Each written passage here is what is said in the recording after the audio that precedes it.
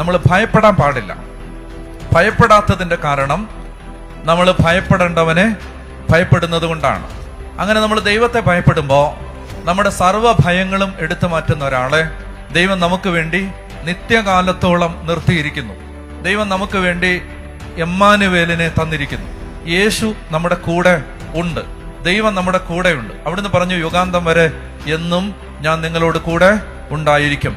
അതുകൊണ്ട് അവൻ കുരിശിൽ തൂങ്ങി നമ്മുടെ തലയ്ക്ക് മീതെ നിൽക്കുന്നത് കൊണ്ട്, അല്ലെങ്കിൽ അവൻ പിതാവിന്റെ വലതുഭാഗത്തിരുന്ന് നമുക്ക് വേണ്ടി പ്രാർത്ഥിക്കുന്നത് കൊണ്ട്. നിങ്ങളൊരു കാര്യം അറിയണം, നിങ്ങളുടെ അമ്മ നിങ്ങൾക്ക് വേണ്ടി പ്രാർത്ഥിച്ചില്ലെങ്കിലും, നിങ്ങളുടെ അപ്പൻ നിങ്ങൾക്ക് വേണ്ടി പ്രാർത്ഥിച്ചില്ലെങ്കിലും, നിങ്ങളുടെ ഭർത്താവും ഭാര്യയും നിങ്ങൾക്ക് വേണ്ടി പ്രാർത്ഥിച്ചില്ലെങ്കിലും, സ്വർഗത്തിൽ ദൈവത്തിന്റെ നിത്യനായ പുത്രൻ പിതാവിന്റെ വലതുഭാഗത്തിരുന്ന് നിങ്ങൾക്ക് വേണ്ടി മാധ്യസ്ഥം വഹിക്കുന്നുണ്ട്. നിങ്ങൾ എന്തുകൊണ്ട് ദൈവരാജ്യത്തിന്റെ ഭാഗമായി? നിങ്ങൾ എപ്പോഴെങ്കിലും ചിന്തിച്ചിട്ടുണ്ടോ?